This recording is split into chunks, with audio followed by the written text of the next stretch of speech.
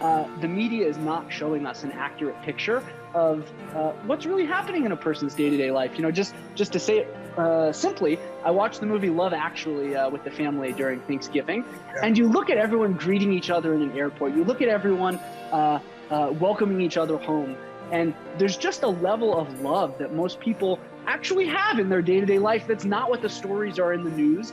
And you take that plus the power of technology, we are going to have unbelievable lives. There'll be ups and downs, but we're going to have unbelievable lives beyond anything most of us can imagine.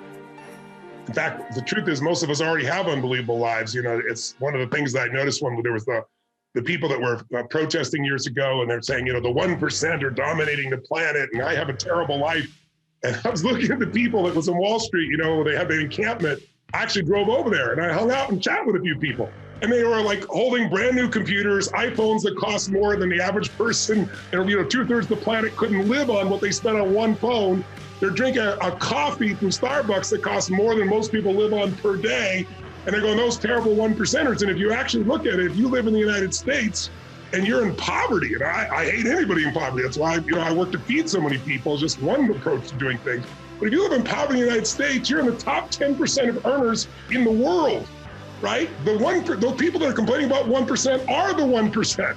They just don't realize it, what they compare to. So I think sometimes we don't make the progress because we buy the stories that have been told to us, that have been sold to us, to get us aggravated. Anyone who's watching this right now or listening to this podcast, if you haven't watched The Social Dilemma, please do. And it's on Netflix, I believe, or you can, pick up a book by, I think his name is Lanier, the guy that wrote How to Get Rid of Your Social Media Accounts, or at least use them more intelligently. And we're like lab rats for a group of people that are basically getting paid to keep us online through dopamine hits by reinforcing what we believe and then pissing us off so we stay online longer. We have an incredible life now and an incredible life in the future, but we got to wake up to it. Otherwise, you can have this incredible life and you can live in misery. Suffering, we have the greatest economic environment in history, even with the challenges we're facing right now. And yet most people at the peak, before COVID, before any of these issues, during the peak economic times, we have the lowest levels of happiness measured in 40 years in this country. Because what happens is people start expecting, it's like this, the phone you have, people banging on it, like, it's not doing it fast enough. It's going to a satellite, give it a moment. It's just like, we've turned our lives into all this expectation, which makes us miserable, instead of appreciation, which is what makes our life rich. So let's shift now.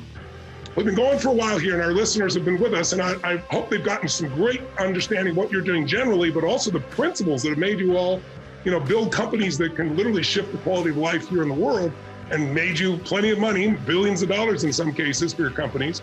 Let's go back now, and let's hit each of you for a few minutes, if I may, with just 3, 4, 5 questions each. Just go a little deeper. And I want to go back to you, Bill, if I may. And I want, if you would, give us, what it is that made you start Idea Lab. Like, what was the conceit of that? Because there weren't a bunch of, people out there, building incubators. You want to be first in the world, and you're the longest running one. What was in your mindset about that? What made that such an important component? And then if you wouldn't mind, share us just one story, because you and I have talked about this before personally, about Google AdWords, which, you played a huge role in. But the story is really interesting in terms of the ups and downs. And just a few minutes of it, I think, will inspire entrepreneurs or anybody even considering being an entrepreneur, and also give them what you said earlier, which is what you start out as thinking it ain't one of what it's going to be. So would you share a little bit of that for us? I had started a company after college that was acquired by Lotus Development. And then I started Knowledge Venture, which we talked about, that was acquired by Vivendi. But just before it was acquired, it was 1995, and Netscape had its IPO. And the browser, there were 30 million browsers in the world, 30 million. Think about how low a number that is when you think about it now, because there's 4 billion people with connected phones, and maybe more. 4 billion is probably an old number. But 30 million people who you could communicate with directly through a browser. And I thought that was the most amazing thing, because all my prior companies, I had to go struggle to get each new customer, either through a retail channel or through advertising in the yellow pages or putting up flyers. Like, my reach was very small, sort of like Leonardo da Vinci we talked about earlier, very small radius. All of a sudden I could talk to the whole world, 30 million people. So I thought, wow, there's so many things you can do. You need to make a yellow pages online. What about buying cars online? What about this? And I thought, boy, there's an opportunity to reinvent many businesses. I don't even know which one I should start first. I don't want to start one of them. I want to start all of them.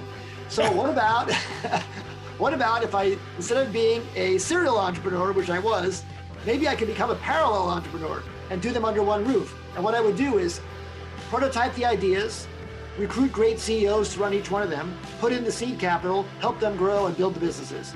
And I would try a bunch of them. Some of them would fail, but I thought this maybe would be a way to encourage more people to take risk, your 4-letter word, because what happens if one of them fails? Well, we'll just start a new company. So I wanted to try and have a safety net of risk so that you could take that chance on a new idea, but if it doesn't work out, it's not that bad. It would not be a scarlet letter.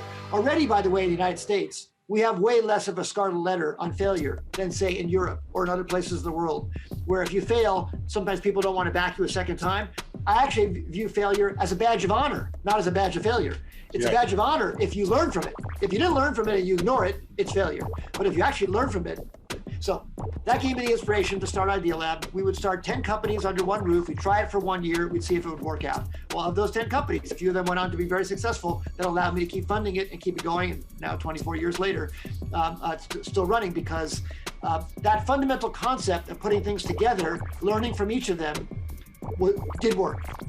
So, and how many companies, we've talked about successes, 150 companies. It's incredible. Yeah, but 60 failures. I got that's all I want people to know. And by the way, that's an unbelievable ratio. That's like being one of the greatest batters in history, right? Because it doesn't work that way in Silicon Valley, but you managed to do it. What do you think? Why have you, of course you've had the failures, but why do you think you've been able to help so many of them succeed? Well, we've gotten better over time because we've learned some of these lessons. Yes. Some of the lessons I already talked about if your product doesn't have enough differentiation, you're just competing with everybody else and there's not. If you don't find entrepreneurs with enough passion, you have to have that vision so you can stick with it through. Timing matters a lot. Sometimes you just have the unfortunate luck of timing. A recession comes and hits and wipes out 5 companies. I mean, like 2008, 2009, that was awful. The companies, some of them were actually doing very well, but they just couldn't raise any more money. So bad timing wipes out companies. Probably the biggest one, though, is timing in the other direction.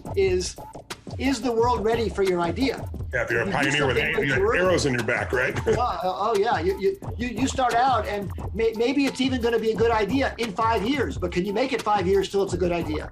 So, but that means maybe taking your money and spending it more thoughtfully to last 5 more years till the world's ready for you. A lot of times, entrepreneurs, teams, they're in a hurry. I need to build my brand. I need to hurry up. I need to spend on marketing. Well, wait a minute. Why are you spending on marketing if the world can't even buy what you're making yet? That money's going to be wasted. But convincing people to not build, everybody, you hire a person, VP of marketing, what do they want to do? They want to do marketing. So really having a balance between when the world is ready for what you're making and what you're making is very,